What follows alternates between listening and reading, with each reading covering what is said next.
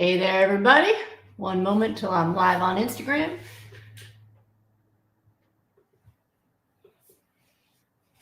All right, here we go, live everywhere. Hi, everybody. This is Dr. Brooke Goldner from Goodbye Lupus, and welcome to Wellness Wednesday. It's my time I take out of my week, every week I can, to give you all the information I can about how to optimize your health, your happiness, your life in every way I can.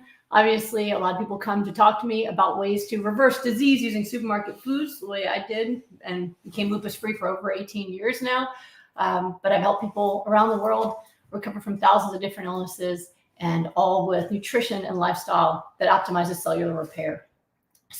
And immune function and all that good stuff. So I cannot replace your doctor as an online person that cannot see you, but I'll do everything I can to help you out. I do have some cool news. I always like to give you something inspiring or interesting. And one of the things that I really wanted to let you know about that makes me happy today is about how really my work has become more and more mainstream. And this has been a really important and powerful thing. So many of you might already know, but I am on the Forbes Health Advisory Board. And I was just renewed again for this year. And I was the first plant-based disease reversal doctor on the Forbes Health Advisory Board. So I get to approve articles, to fact check, and help bring better information to the public about disease and nutrition. And today alone, I get lots of referrals now from doctors. We have 3 doctors in my current rapid recovery group. Every rapid recovery group has doctors in it, as well as nurses, and even pharmaceutical salespeople, pharmaceutical researchers have all ended up in my rapid recovery programs with me because they know that I am solid on the science and that I deliver the results that people want for their health. And even people in the health world get curious about nutrition and lifestyle when they get sick. So I work with a lot of folks that way, but I also get a lot of referrals now. Back when I started doing this, there was a lot of doctors that pushed back. Now, like I said, they come to me for help. And even today, I got to see someone today who's on dialysis, and I asked her, how did you find out about me? And she said she was at dialysis. She's someone from Texas. And she was in dialysis, and she was complaining out loud to her nurse, I wish there was something else I could do. I hate dialysis. I hate dialysis. I don't want to be on dialysis. I wish there was something else. And the nurse came over and told her, you know, my aunt used to be on dialysis, and she went and saw this doctor, and now she's off dialysis. Her kidney's healed. And she went, give me her name and number right now. And that's how she found me. So I have published in reversing kidney failure and helping people get off the kidney transplant list. And I have helped many people around the world do the same, whether it was from autoimmune diseases, diabetes, all sorts of different kinds of illnesses. So that was really cool just to be spoken out loud. And other people have told me the same kinds of stories, but that just happened today. And also March 3rd, I am going to be the keynote speaker for Kaiser Permanente's Health and Wellness Conference out in Lake Tahoe. And Permanente is the largest medical group in the United States and one of the most prestigious. And they are also very incentivized in health and recovery because they are the insurance company that owns the hospital. So usually when hospitals make money are when people are in the hospital. But when the insurance company owns the hospital, they actually make more money when you're not in the hospital. And that's one of the reasons why Kaiser Permanente and Permanente has a very invested interest in wellness besides just, of course, the altruistic reasons. So they invited me to be their keynote speaker, and 1,100 people signed up to go to the conference. So I'm very excited about that. I now, at this point, once I teach that conference, I'll have taught over 2,000 doctors, medical students. But while that number might seem large, it's not large compared to how many people need doctors who understand the impact of nutrition on cellular repair, disease formation, disease reversal, immune function, all of those things. So while I'm very much excited to present to these doctors and teach them the pathways and the medical pathways and all the enzymes, and so they can understand the science of it and then make it practical enough that they could teach their patients, makes me very, very happy. The reason that I come straight to you as often as I can is that I know that while many patients will benefit when their doctors have the information, many people will never get to hear it from their doctor. And so this is my way of coming to you first. And I decided that a long time ago. I just got an article published, or it's been approved for publication, will be out soon, of a case series on disease reversal in lupus and Sjogren's. All the people have been disease-free with no relapse. since they did rapid recovery. The shortest was 3 years, and one is 10 years. So it's a great case series that I'm very happy to have published. It's one of the most cited magazines, research journals, and that's why I waited for it. I didn't want it to be published in some magazine nobody reads just to say it's published, but it's very hard to do. It's very hard to publish case series. I am not able to afford a clinical trial. I'm a primary care by myself solo practitioner, but I do have a lot of cases, but it's hard to publish, and even when you do, doctors rarely read it. When I was in medical school, I was actually told that the only journal you need to read is the New England Journal of Medicine, which doesn't really track anything about to do with nutrition or lifestyle. And if you don't have time to read it, just read the cover. It'll summarize everything for you. So a lot of doctors are not really incentivized to go out and learn all of this stuff. And many doctors who do know it, it's because they themselves were sick and needed to find an answer. I think, having been diagnosed with lupus since I was 16, if somebody had told me when I was a medical student back then that, oh, the answer is kale, I probably would have rolled my eyes so hard they would have come all the way around again, because having been told I had an incurable disease since I was 16, and at that point having already been a genetic researcher and then a medical student, it would have sounded crazy to me. It would have sounded ridiculous. And yet here I am, lupus-free 18 years, and now leading the charge in as many ways as I can on teaching this information. So I just wanted to let all of you know who are frustrated about medical care that things are changing. I've taught medical school students around the world through Zoom conferences. They request me. So it is changing. I know it's not fast enough for all of you who are sick right now, but it is a really good thing. And just seeing the changes that have happened even over the past decade, and the acceptance in the medical world of how important nutrition is for health and wellness and disease reversal, it gives me a lot of hope and inspiration. And I'm very excited to be the one to get to go in there and teach that. So I'll be talking about all of you to those doctors and telling them how important it is for them to embrace this information and give their patients a chance at wellness. And of course, I'm here for you directly to answer your questions and be there for you every way I can. So hopefully that gives you some happiness today to know that that's happening. All right, let's see here. Let's look at what people are asking me about today. Let me put my phone on Do Not Disturb for a moment. There we go. Phasers on stun. Okay, let's see. So the first question I see here. All right. So Elena over on YouTube wants to know, I know you recommend flax and chia seeds or oil for omega-3. Do you think in addition to this, taking pure omega-3 from fish, mostly pure DHA from a safe source, would harm the healing? I don't know. It's potentially can. So initially when we first created this protocol, I wasn't actually looking for something plant-based or anything like that. I was just looking for the truth about cellular function, cellular repair, and metabolism. That's what I was looking at. And so initially, one of the options that we used was fish oil. And there are benefits that you can get from fish oil. One of the problems, though, was once we got the dosage up on fish oil, there were issues that people had. One was that it seems to override some of the body's natural ability to regulate the breakdown of omega-3. And so some people would get easy bruising. One lady had like a blood spot in her eye, stuff like that. So, and it was only when we titrated it up. And then there's also the other impacts of it as well, environmental impacts, the fishing industry. They're saying that there's not going to be fish in the next few decades because things are overfished. So it's not it's not environmentally sustainable, and health-wise, there's been more issue with titrating it. Whereas using flax oil, chia seeds, flax seeds, I've not had those problems. We can titrate it up high enough to really get those omega-3s where we want them to be, and people don't have those other issues. So I don't necessarily think there will be a harm in it necessarily. I also don't see it being necessary because we haven't needed it, and we've been able to get those great results using those plant sources without any of the other risks involved. All right, let's see.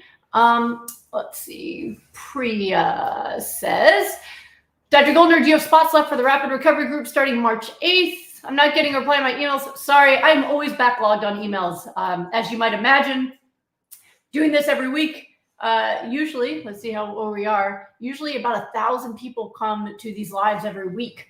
And on top of that, having social media presence, I personally work on my emails, but I miss things. So I'm probably just behind on it.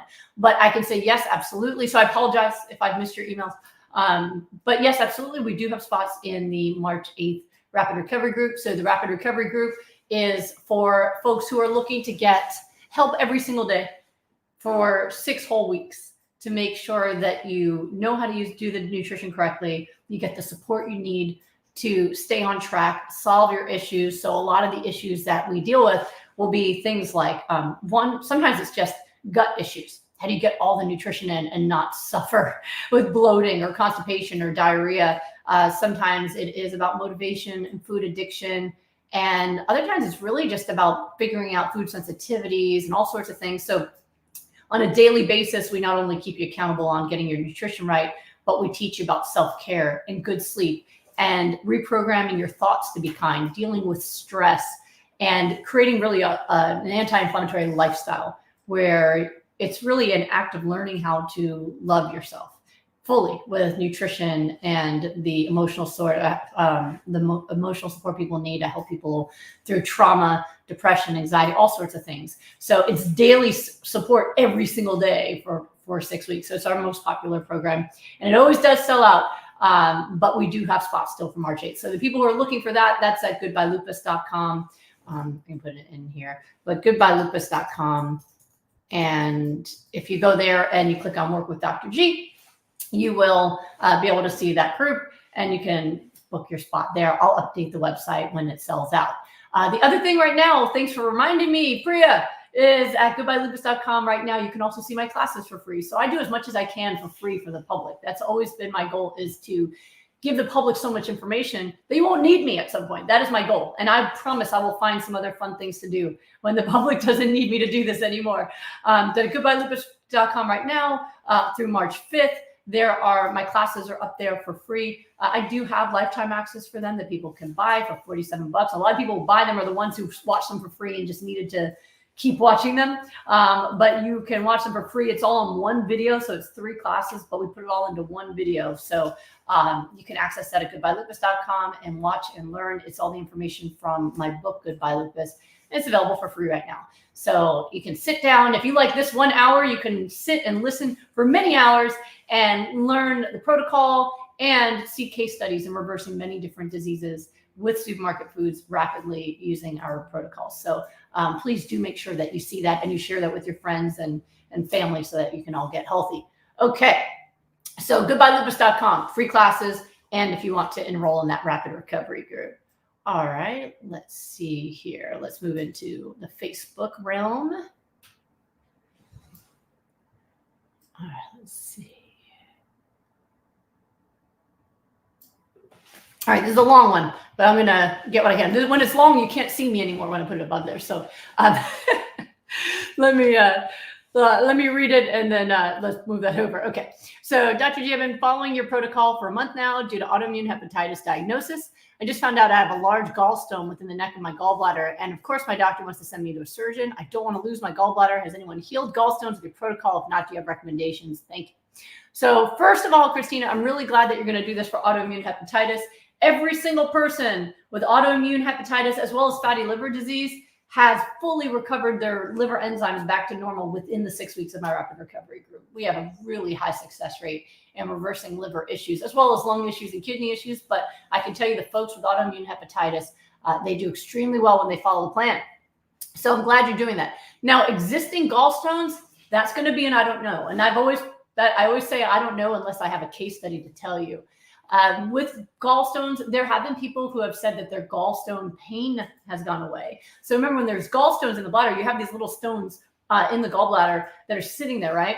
And when your gallbladder squeezes because you ate some fats, it's going to come up against those stones and it's irritating, right? Sometimes there can be a stone that's actually blocking things. And if that's the case, surgery might be the only answer. So I have had people with gallstones tell me their gallstone pain went away, and other folks who said that it didn't. So I don't think that the stones are going away necessarily in the people who stop having pain, but rather the fact that they changed their diet is making it less aggravated. They're not eating all those fats all the times, and we can spread out the omega-3 fatty acids throughout the day so it doesn't squeeze too hard.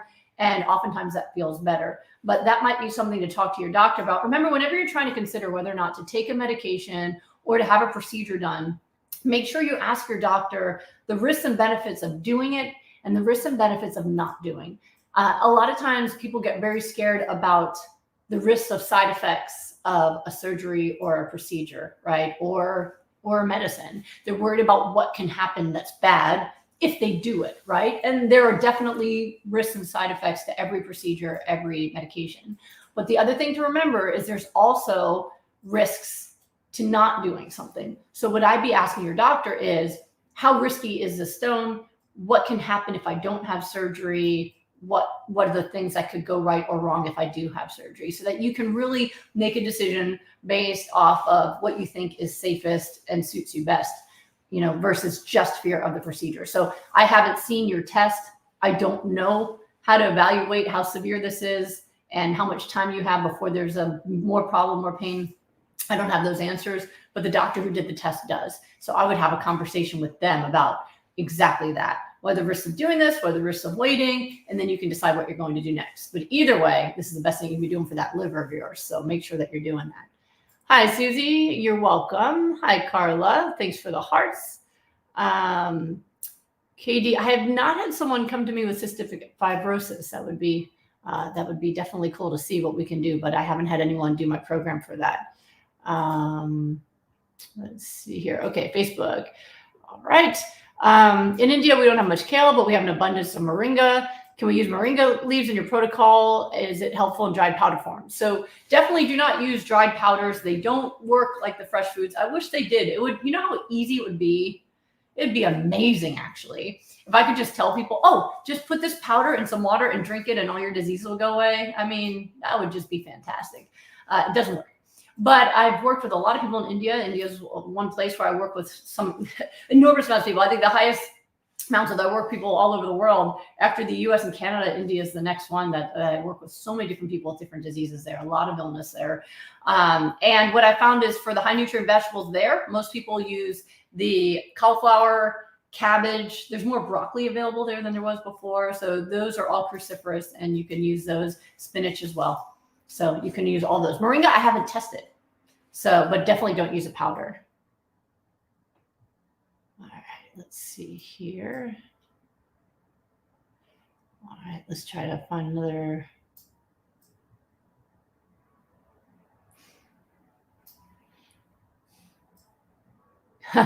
Oh, Susan. Susan says I went to a functional medicine clinic that was supposed to be holistic alternative medicine yesterday, and they told me I was delusional to think I was getting enough protein eating whole foods, plant-based diet that I need to eat animals. And then, of course, this in the picture. I'd be using the Star Trek Picard and Riker double face palm for that one. I'd love for them to prove that you can't. All right, go ahead and take the blood of any plant-based eater and tell me who's protein deficient. It's a load of crap. And it just tells you that they don't really understand nutrition. Functional medicine has become very sexy lately, and I don't want to offend any of you functional medicine doctors that are listening. I know a lot of physicians come to my sessions, but in my experience personally, they're probably not with you. But my experience, a lot of times people go to functional medicine thinking that it's not going to be like Western medicine. But what happens is they get tons of lab tests done. They spend thousands of dollars on lab tests, and then they're given thousands of dollars a month in supplements, and they're still sick. And that is still the medical way, right? A supplement is still a medication, still a treatment, versus actually looking into nutrition. And a lot of times when they are told about nutrition, they're told to do something like paleo instead of doing plant-based, which isn't even supported by medical research. So there has been enough nutrition research to show that plant-based is optimal, and yet they're saying other stuff. So I've been pretty disappointed in that. Now, of course, the bias I have is the people who come to me. So if they've come to me, it's because they already failed other people. People don't want to start out by eating raw vegetables. They want to do anything else, right? So if they've gone to other people and failed, of course, they're the ones I'm going to see, right? And so I do want to give that caveat in case I don't want to offend anybody who's working on being better, but it is a problem that I see a lot, and it's very sad. Somebody came to me with a skin disorder, and she went to a naturopath thinking she was going to get a diet, and instead she got $900 worth of supplements. And then she came to me thinking she was going to get meds, and I gave her a nutrition plan. So the world is weird. All right, let's see over on the Instagram side. What got here? The world is weird. Let's see here if I can. Are you seeing me on Instagram, Leo? I'm not seeing me streaming there for some reason. Oh, goodness. All right. Well, I think there was a delay on Instagram. That's very sad. Yes. Yeah. Now they're so sorry about that, Instagram. If you were just following now, go ahead, write your questions in, and I promise I will get to them. Okay. All right. Goodness.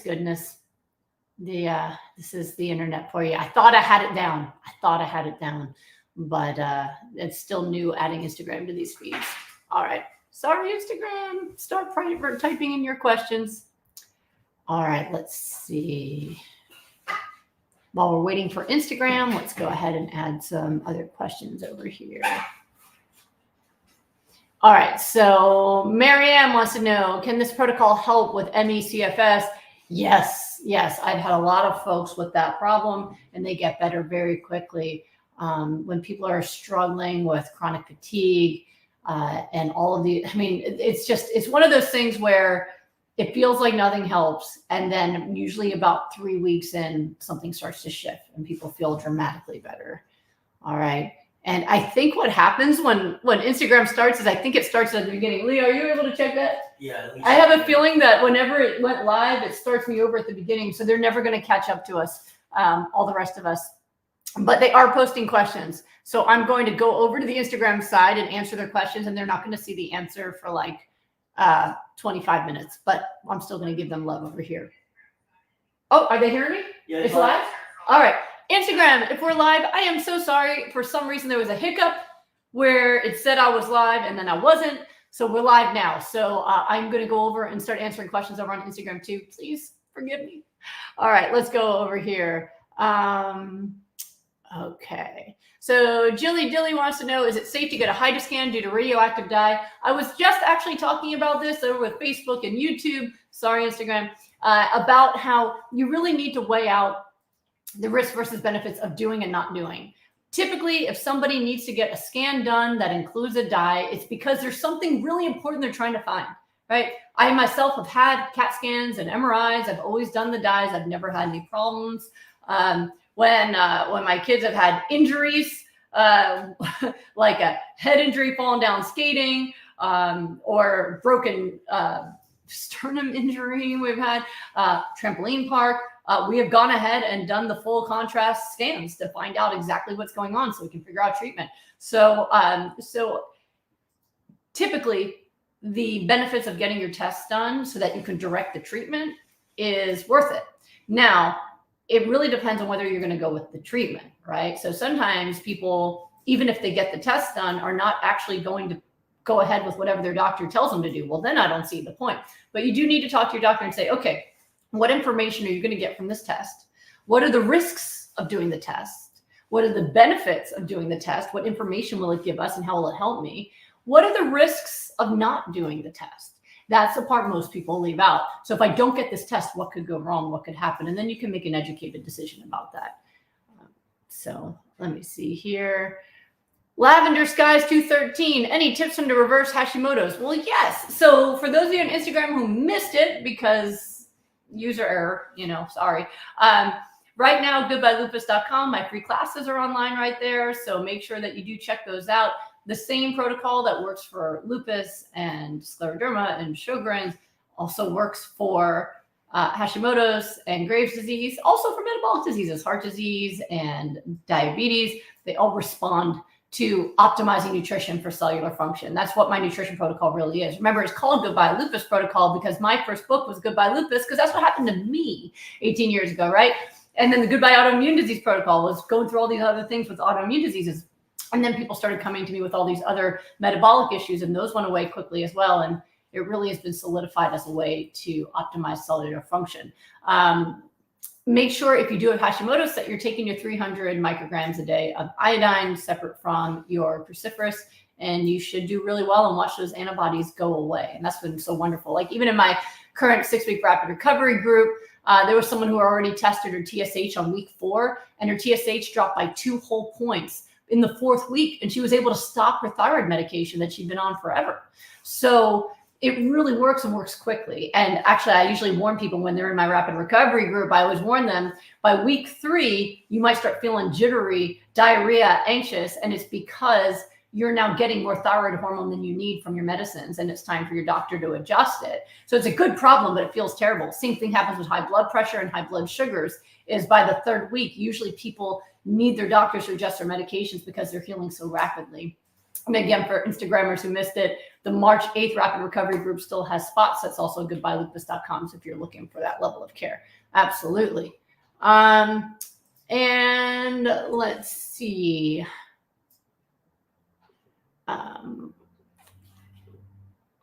Look here. All right. So one of the questions I have right now, this is a good one, is from Wander Littles, tips to following protocol while on a 10-day cruise. So I've actually found that cruising on this plan is not hard.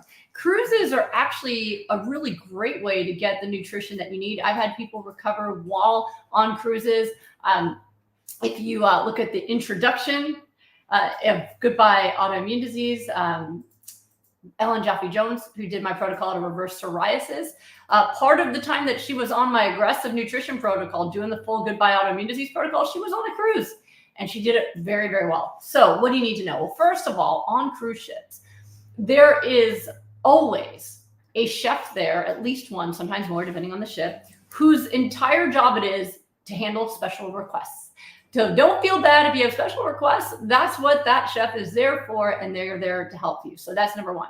Number 2 is there are usually buffets on cruise ships for breakfast, lunch, and dinner. The lunch and dinner buffets have a full salad bar. So normally what I do is I'll do the salad bar at lunch, right? Lunch, dinner, you get the salad bar. And then what I do is I learn all the different spots on the ship. So usually in the same area where there's a salad bar, there might be another area where they do stir fry, where they have even more vegetables.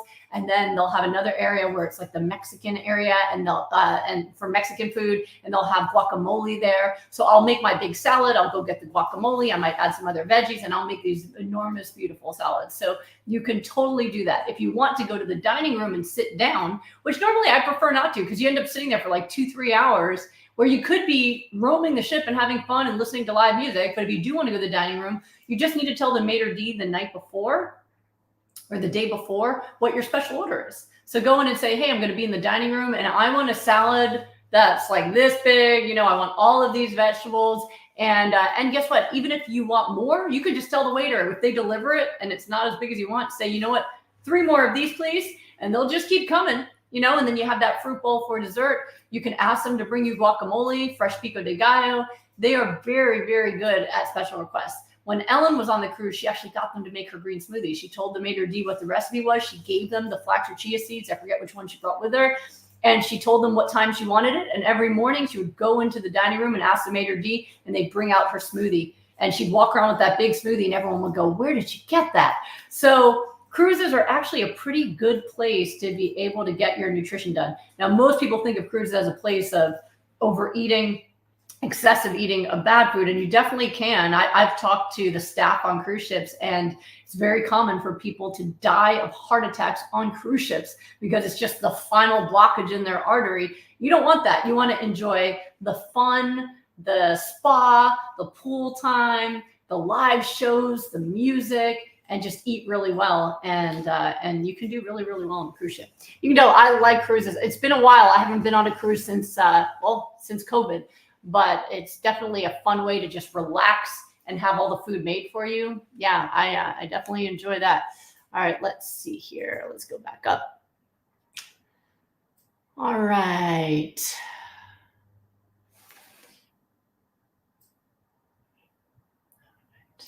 So Andrea says, okay, thank you for the kind words there. Strict Goodbye Autoimmune Disease for 3 weeks, daily 2.5 pounds of cruciferous. Nice. Some days I have 5 to 6 cups of fruit to get the greens in. Is that okay? Still fatigued by afternoon? I would say I would base it off of your results. So first of all, it's only been a few weeks. So it's not uncommon to still, 3 weeks is 21 days. And I know that my protocol is fantastic and works very quickly, but 21 days still give yourself some time to fully feel amazing. There are some people who already feel better in 2 weeks, but a lot of people need a little bit more time than that, okay? So I would say if it's working for you and you are getting recovery, then keep doing that. But if you find that you hit a wall and you want to really do it correctly, then I would back down to like 4 cups of fruit and give yourself even more speed at recovery. But if you're already feeling better, then, if it's working, then keep going. All right, let's see here.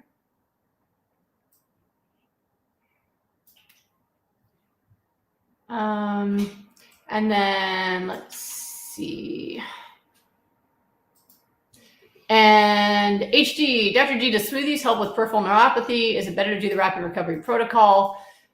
So you're kind of asking me different things. So the smoothies are just one way to deliver the nutrition for the hypernourishment piece, right? So hypernourishment is the intentional overdose of nutrition that we use to optimize cellular repair. Remember, you have about 100 trillion cells. And if you have any symptoms of illness, fatigue, metabolic issues, anything, you have enough damage done to actually feel it. So we can walk around with quite a bit of damage and actually feel pretty well. But once we hit a certain point, then we start developing symptoms and then disease, right? So hypernourishment is designed to be this nutrition overdose that focuses on the nutrients that your body uses to repair damage to cell and optimize your immune function, right? So smoothies are one way to deliver that. If you have to have all of these raw vegetables and these omega-3s from flax and chia seeds and all this water intake, well, a smoothie is a very nice, easy way to get it all in. You go to smoothieshred.com. You can see like free recipe ideas that we put out there. That's another free website that my husband made as a public service. So, you can see recipes there, and it's a very easy way to get the nutrition in. Other folks, one of the biggest things I've been asked for over the years is other ways to get the nutrition in besides smoothies, especially more salad dressings, more meal ideas. And so finally, I know you all waited a while. My new book, Goodbye Lupus, Hello Delicious, is out. And that one, thank you for all of the great reviews and compliments on that. I'm so happy it's making all of you so happy. But it's got breakfast, lunch, dinner, snacks, desserts, all that are raw and all meat plan for the protocol. So there's many different ways. If you want to have, the cannelloni, or you want to have the raw lasagna or the sushi rice or the cauliflower popcorn or whatever it is, you can do that, or you can do the smoothies. Now, will it help peripheral neuropathy? Typically, yes. So whether or not will help the neuropathy is really going to depend on the state of the nerves. We've had people who had peripheral neuropathy from diabetes, from chemotherapy. Sometimes people get neuropathy after chemotherapy, from different types of autoimmune issues that has improved or gone away, MS, etc. There are times, though, where there's a neuropathy that is nerves that are completely damaged, in which case that's not going to get better. So the one case I always talk about as the caveat to peripheral neuropathy getting better was a gentleman that I worked with who had diabetes and high blood pressure, but also really couldn't feel his feet. But he had been an aggressive tennis player for many decades, pounding those feet on the pavement, and he really destroyed his nerve endings just through constant trauma. And so when we did the protocol, we reversed the diabetes, reversed the blood pressure, he lost all this weight, he felt great, but the feet stayed numb because those nerves were just gone. But when it comes to any kind of inflammation in the nerves or the ability to repair damage to the nerves, then you do need the nutrition, the omega-3s, all of that, so that you can repair damage. I was just working on more slides for presenting to Permanente on the 3rd, and I want to make sure that the doctors really understand the science behind all of this. And it was really cool to just kind of write up the work again and show the pathways about really how important omega-3 fatty acids are to the function of your nervous system, your ability to have properly functioning nerve cells with the right membranes around them, same with the rest of your metabolism, even things like hydration. There's been even newer studies now looking at how even mild dehydration accelerates cell death and causes damage to cells. So we've been doing this for a very long time, teaching people about hypernourishment, and more nutrition research is now keeping up with what we've been teaching. One of the other things we learned, and this is apart from your question, but really cool. So a lot of the research that's been done recently has been looking at things like sulforaphane, which is a part of cruciferous vegetables that have been found by Johns Hopkins to not only kill cancer cells, but actually prevent viruses from reproducing. So it's a very important thing, right, to have this chemical in your bloodstream. And so there was a recent study I was just looking at that showed that when you cook broccoli or kale, you almost completely obliterate the sulforaphane content. And so I know for a long time there's been, even though it's antithetical to even evolution and understanding how our bodies would work with this planet, that somehow we evolved to need cooked food over raw food. But even when you look in practice, for a long time, I've helped people convert from eating only cooked vegetables to adding in the raw hypernourishment, and boom, energy comes back, health goes through the roof, right? But seeing this aspect of it is just one little glimpse into how nutrients are optimized actually through the raw state. And if these are the most important nutrients, sulforaphane is one of them that actually kills cancer cells and prevents viruses like COVID and the flu from replicating, then we want to preserve it. And hence even more supports what we've been teaching people for a long time. So it's really just about the microscopic research catching up to clinical results we've been doing for a long time. But yes, do it for peripheral neuropathy. All right, let's see here.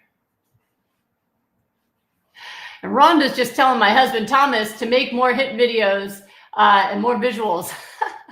I'll tell him to get on a treadmill, makes him, actually, he doesn't like when people do HIIT on a treadmill because you can fall off and get hurt. But he does have his 10-day tummy tightener has videos included. And that is an amazing, it's amazing how many inches you can lose in 10 days. It's excruciating. No, man, when he made those workouts, I was like, do you even like people? I mean, but I lost 2 inches off my waist after having a baby in 10 days. So, you know, I complained, but I liked it. All right, let's see here. Let me go back over to Instagram. Sorry, I started late for you, Instagram. Say, Kelly, can you discuss long-term side effects for chemo for patients? So many of you probably already know I've done chemotherapy myself for 2 years when I had kidney failure back when I was 16 to 18. A lot of people use chemotherapy for disease. So one, it can be for lupus, especially with kidney failure. They also use it, of course, with cancer. And this is kind of the theme of the day.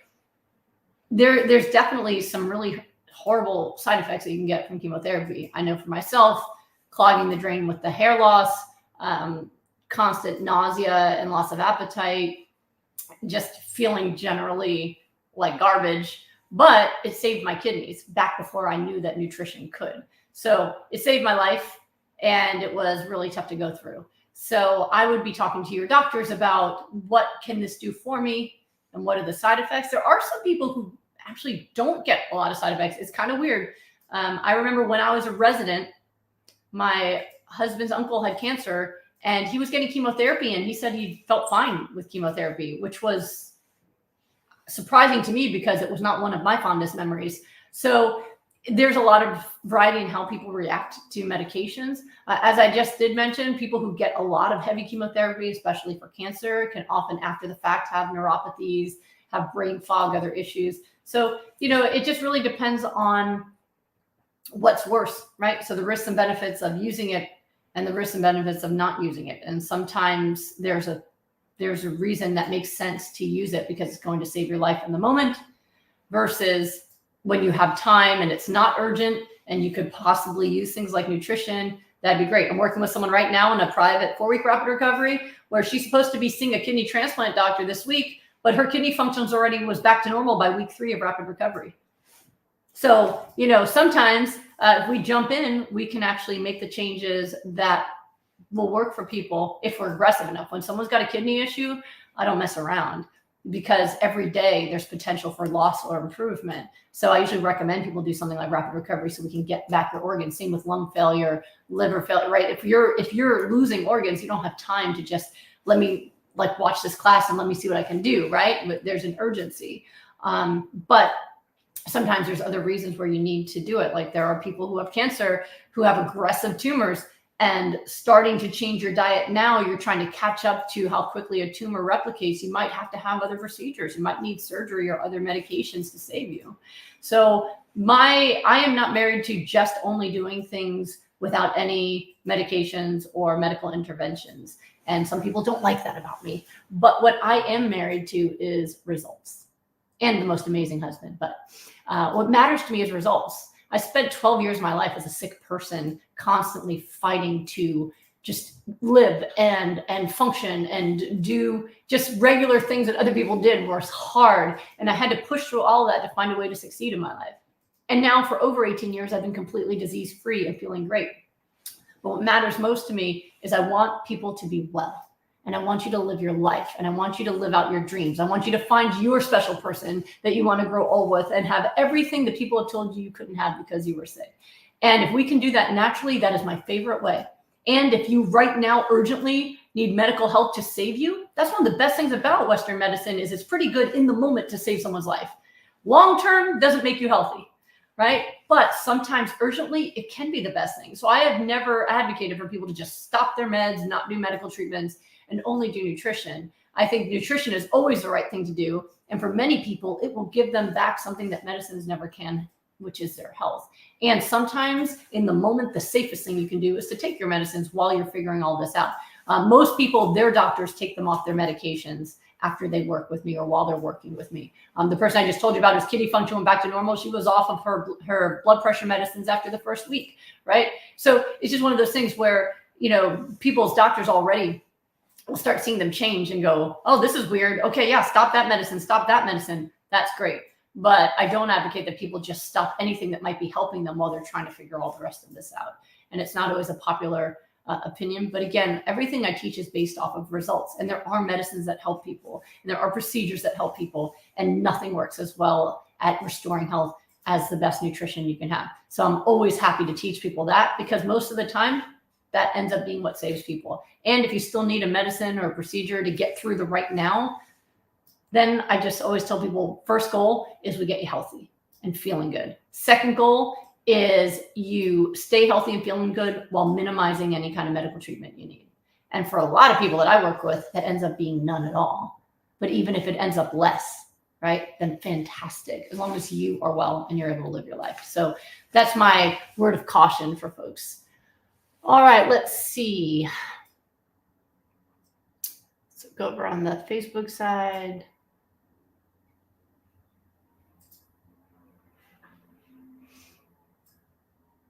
Lisa, you want me to come to England to teach? Well, get me an audience, Lisa, and set it up and send me an invite and I'll come.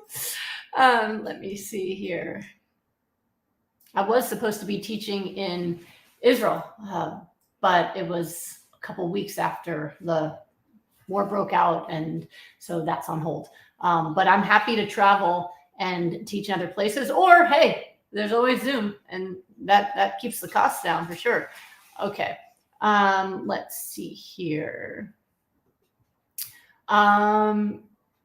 Rainbow says, do we need to use chia seeds if, according to your class, the plants make all the EFAs we need? That's actually not what my class says. Yes, you actually absolutely do. So here's what I meant by that, is that if we were to start fresh and just eat diets where we were eating plant-based diets with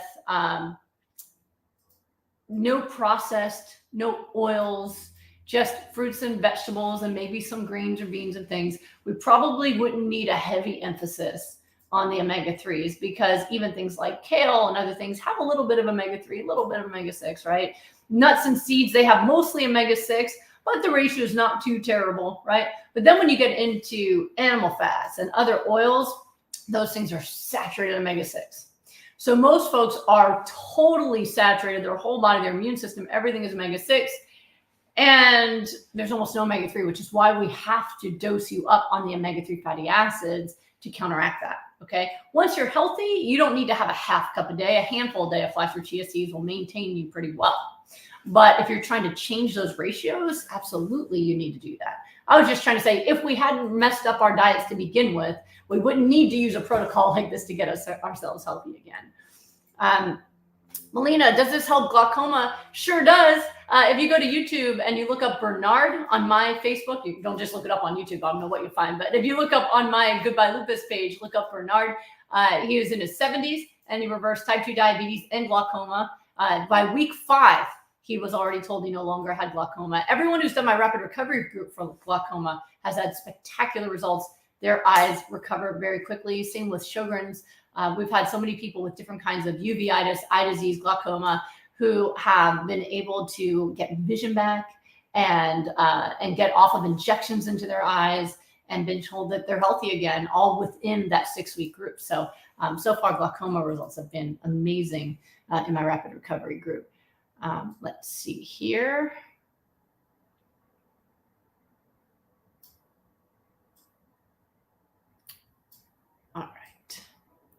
All right, so Edmund has a problem. So I'm going to kind of read it in reverse to kind of give myself the right context. So Edmund says, I have RA. I've been doing the Goodbye Autoimmune Disease protocol for 1.5 years. I'm grateful to have reduced my symptoms by 90%. So that's really good. All right, and I haven't met Edmund, so he's doing this on his own. Reduced by 90%, that's really good. I ate 2 smoothies, ate a giant salad with dressing every day, getting lots of calories, and then it kind of cuts off. But the question is, said when he reached a plateau, I guess at that 90%, reduced the fruit intake, but felt some headaches and brain fog and lightheadedness and low energy. And it just got so bad and barely functional, started eating more fruit again. It sounds like you just needed to eat more food. So it's absolutely doable to do this with no fruit. That's how I did it back in the day, largely because I don't even like fruit. I know I'm weird, but I just don't like sweet stuff. I'd rather have more salad than have any fruit. It's just not my thing. I'm not sweet. What can I say? It's very doable without it. But if you've reduced your intake, right? If you had veggies plus fruit and then you took out fruit and you just left this where it was, you're just not eating enough. So especially depending on how much output you have in terms of how much activities you have. So for example, my husband also does rapid recovery privately. He co-manages the group with me. And he also does private rapid recovery, and people work with him for multiple reasons. One, we just had a professional athlete work with him. 2, it's because he can start sooner than me. And I always weigh in on anything that people need, but he's an incredible coach. And he was my coach first. So as someone said the other day who signed up with him, he's the OG, he's the original, right? So anyway, he just worked with a professional athlete who's a rock climber with lupus. And one of her main symptoms of the lupus is fatigue, but she works out like 6 hours a day. And so he had to like triple, quadruple her vegetable intake because of how much her exercise was. So at first she's like, oh, this isn't enough. I feel even more tired. And he's like, listen to me. Here's your dose of vegetables. And this is one of the benefits of rapid recovery is that we can oversee it and say, no, this isn't enough. This isn't what you're doing right. So sometimes people will misdiagnose their own issue and go, oh, okay, this isn't working for me. And when we're watching you, we're able to say, oh, but this is why, fix this. So once he got her to eat the amount of vegetables that he told her to, suddenly all of her energy issues went away and she started breaking her own personal records for rock climbing, right? So that's what we often see in athletes is they'll need more intake of the vegetables, not the fruit, but of the vegetables. They need a higher intake to match their output. And then when they get to that right dose, which I can't tell what your dose is because I don't know you. I don't know, your details like I would if we were doing a daily program. I would know exactly what was going on. So my guess is if you were having those symptoms, you just weren't eating enough. And if you had continued to raise your food up, you would have gotten there. But 90% better is still pretty good, but you shouldn't have to be on the strict raw protocol for years. Most people are already symptom-free or at the plateau where I can put them into step down within 2 months. Not usually longer. Now, when people are doing it on their own, sometimes it does take longer because you don't have the oversight. So you have to test things and try things. And you come to Q&As, you try to figure it out. So that's okay. But some people do decide to stay raw. It does feel the best. And now that you have my Goodbye Lupus, Hello Delicious book, it's a lot easier, right? You can make all these different meals for yourself. But if you want to add cooked foods back, then there's a good chance that you either are at your plateau or there's some things we need to fix in order to get you there. And so you have options for that. I mean, you could always make an appointment with me, or you could do rapid recovery in our March 8th rapid recovery group, something like that, and just seal the deal. I can tell you, we've done this group now since 2017, and we've had thousands of people come through and have amazing results. And one of the most common things that we hear people say is, gosh, I thought I was doing this right, and it wasn't. And the way they feel after a couple of weeks in the group is dramatically better than how they felt with months of trying to figure it out on their own. And it's just, we're able to see things and optimize things when we watch you in action. And we're able to find things that you do wrong. We make people take pictures of their food because sometimes they don't even realize they're misweighing things, So there's so many different ways that we're able to help people push through. So that's what I do. If you're still not feeling like you're at 100%, it might be worth at least a check-in to see if there's anything else we can fix versus you're done, you step down. If you still have antibodies, I would say there's still more work to do. So yeah, I don't know. I'm throwing things out there because I don't know you. I haven't seen your case, but those are all different ideas. Instagram, I don't know if it's AnySync or InSync 1988. Pregnant puking from raw veggies. Any suggestion? It's not under willpower. Yeah, pregnancy is a tough one when it comes to food, right? So it's one of the reasons I always tell people that if you know you have a disease, the best thing you could do is heal before you get pregnant. One, because at least you know you're already healthy. That's good. You're not going to have a relapse during pregnancy or after. But the second reason is because of this. So with, I know for me, my OBGYN joked that I start throwing up the moment the sperm meets the egg. Like I'm throwing up before there's a positive test. My body's like, ooh, what's that? Hormones? Bleh. Right? So even though I'm perfectly healthy when I'm pregnant, I feel like I drank a bottle of tequila the night before the whole time. Like, right? So that's a problem if you're trying to heal. So if you are pregnant and you're sick, and so you know you have to do the protocol, you might actually need medical support for that. Sometimes people who can't stop throwing up, they do need to take an antiemetic or a nausea medicine during their pregnancy in order to be able to eat what they need to. And sometimes that's the only thing you can do. It's a very difficult thing. So I would base my advice really on what your goals are. If you're already healthy and you can't do raw veggies for now, then do the ones you can. Do cooked vegetables, do, eat a plant-based diet. And as soon as the nausea gets better, then you can add in more raw foods. Sometimes it's just finding a way to trick yourself. Like I know when I was pregnant, having smoothie, I would throw up on my way to work. Like I started getting good at throwing up while driving into a bag. But I did have to detail the inside of my car a couple times before I was like, I can't do smoothies. But yet I could do a salad. If I put like salt and pepper and stuff like that on it, I could do it. So I was kind of like finding my way of tricking myself into getting what I needed.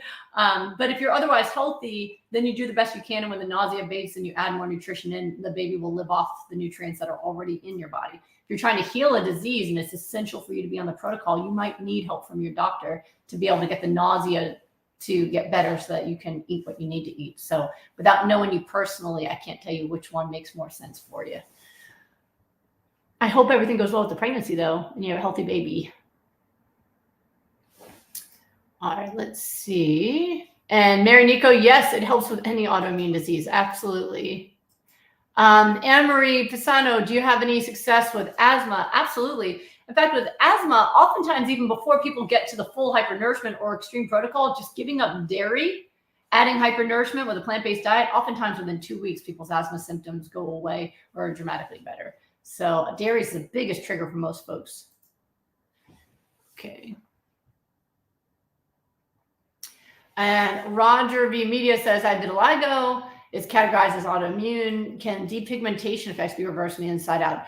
From my experience, some of it can, but not all of it. So I have done rapid recovery with someone with vitiligo, and her most recent depigmentation went away. This was actually with a child with lupus, but she got pigment back around her lips and around her forehead. We had pictures before and after for 4 weeks, and she had repigmentation, but some of the old lesions were still there. So I think just like with kidney function, lung function, other issues that people have, if there's inflammation, but the cells are alive, they can repair and come back to normal. If there's destruction, it might stay. So it can halt the progress. And I've had other people that I've seen with vitiligo said that they stopped getting lesions, which is a very important thing to stop the process, right? Repigmentation, I have seen in rapid recovery, but it was the most recent lesions were the ones that improved. Okay, let's see here.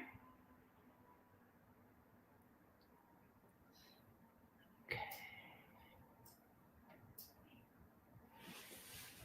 All right, Colleen wants to know, can this help chronic fatigue and fibromyalgia? Yes. I've been told to eat low carb. No. I had a rapid recovery client who I worked with at the end of last year who had been in so much pain.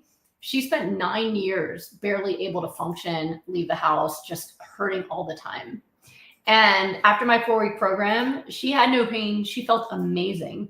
And she felt so good that she and her husband decided, if this is what gave her life back, that they were going to throw away their stove. True story. So they're throwing away their stove to put in a second fridge. And they figured if it could bring her back to life after 9 years where even pain medicines couldn't touch it, then why ever eat anything else? And so most people want to do step down, and other folks are like, forget it. This is it from now on. But absolutely. Okay, let's see. Shan says, I want to do hypernourishment, but financially I'm not able. I'm from Trinidad and on a bed. I can't walk around. You know, you've got to take away the idea of I can't in order to find solutions. The brain only solves problems that it believes are possible to solve. So as soon as you say I can't afford hypernourishment, that part of your brain just shuts off and goes, can't do it. Versus, how am I so good at figuring out how to hypernourish myself? How do I get all the nourishment I need? Start looking around and see. I've helped people from all over the world. Usually there's some kind of vegetable they can eat. There's at least one thing they can eat that would meet plan.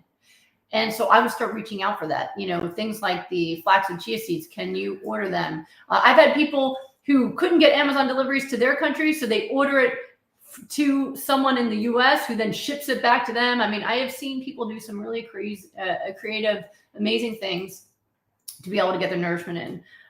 Sometimes there are issues with things like the cleanness of water and raw vegetables. Sometimes there are bigger blocks, in which case, like maybe the things you can't do it in its purest form, but you can do a version of it and start working your way up to it. There's just always a way if you're willing to really strategize and believe that there is a way.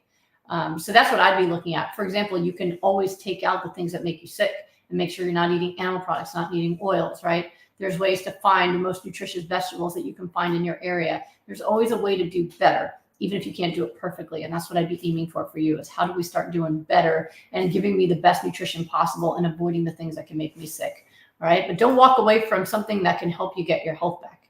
There's got to be a way that you can walk towards it, even if it's slowly, okay? Let me see here.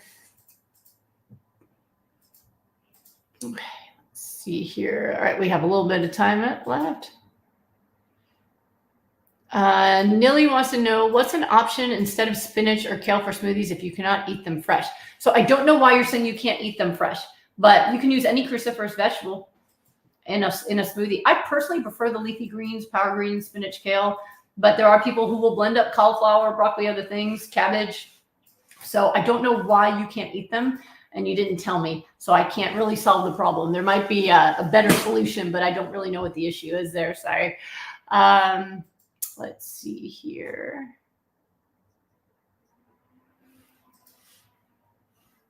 Okay. So Fabi wants to know, what's the best way to move stuck stool? I go to the bathroom daily. I've been eating whole food plant-based for 8 years, but I was diagnosed with constipation after ultrasounds. So I don't have enough detail on this one. If you are saying that something is stuck, but everything else moves, I don't know, that might be a colonic situation, right? Versus if you actually do have constipation where you go every day, but you're not fully emptying. I always tell people, stick with flax oil. You can increase flax oil as tolerated to get it up to a level that will actually help things move more easily, maximize your water intake. Exercise actually helps move things along. A lot of people don't realize how important it is to exercise and move your body up and down to get stool moving. A lot of times people get sedentary. They're also more constipated as well, but I'm not sure about all the reasons behind it. I saw another question that was about IBS. I've helped a lot of people with bowel issues, and one of the problems that I see, especially in the GI world, is that they will tell people to do the things that make them feel better in the moment, but actually causes more problems long term. It's kind of like telling someone with dialysis to eat animal products to raise their blood protein, and then they just kill their kidneys faster, right? That it can fix the moment's problem, but not the full-term problem, the long-term problem, get you back to healthy. So for example, people who have gut issues are often told to stay away from vegetables, especially raw vegetables, and to eat low FODMAP and all this stuff. And all it does is it weakens the bowel, and it weakens the bowel, and it malnourishes the person, and then they just get sicker and sicker. So sometimes when people have chronic bowel issues, I need to work with them more closely. We have someone in our current rapid recovery group, which is wrapping up now. This is actually, it was today's Wednesday, so Friday is our final meeting for the 6 weeks. It's very, very exciting. Our final results meeting is the best, because I believe it's probably the only place in the world where you can have a whole group of people come in and everybody who participates leaves with great results. It's just a beautiful, amazing process, and it makes us so very happy to do this. And so we had someone in the group with Crohn's who had the opposite problem, nonstop diarrhea, like 8 bowel movements a day. And I had to do a lot of work with him, changing up his protocol on a daily basis until we found something that got rid of the diarrhea. And it's not always the same thing for every person. Sometimes I need to just see what happens and then I know what to do next. But we did it. And by week 5, he was just having 1 solid BM a day, maybe 2. And that's it. And so his symptoms are gone. He's up to the full protocol and he's feeling great. But he trusted me and he followed the instructions and he did it. So a lot of times when someone has really bad bowel issues, I actually need to see them more often, either in rapid recovery or in appointments, so that we can see what path will work for them to get their guts moving again in a proper way, not moving too much and not moving too little, but finding the way to get you to the point where you can actually get the nourishment you need for optimal health. So it's a really important thing. All right, let me, all right, let me see if there's any kind of rapid fire I can do. I'm going to go to Instagram again. Sorry that you guys started late. I will post the full video for the Instagram so that those of you who only got to see it from halfway through, the full one will be available for the replay. I'll upload something for you guys. Let me see if there's anything else there.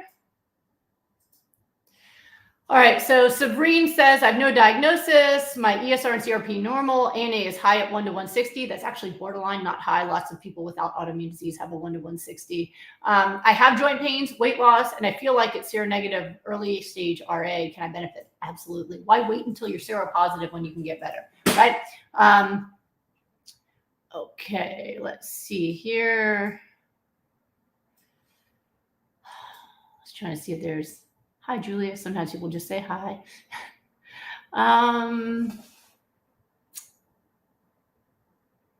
Let's see. Rachel wants to know thoughts on juicing greens versus blender. Definitely look at my YouTube for juicing versus smoothies. Really short version of it is that with juices, you're just getting hydration, a little bit of vitamins, not much else, a little bit of blood sugar. With smoothies, you're getting everything. It's a whole food.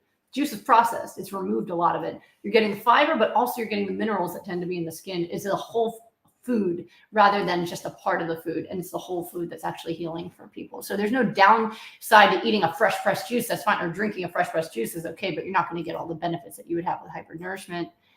And happy birthday, Rosie Peakman. Let's see. And then Ellen Susak wants to know, is it okay to eat soy products on rapid recovery protocol? The disease is a form of pulmonary fibrosis. So first of all, rapid recovery is a program that you work with me, like my rapid recovery group or my 4-week rapid recovery program where it's private one-on-one with me or with Thomas.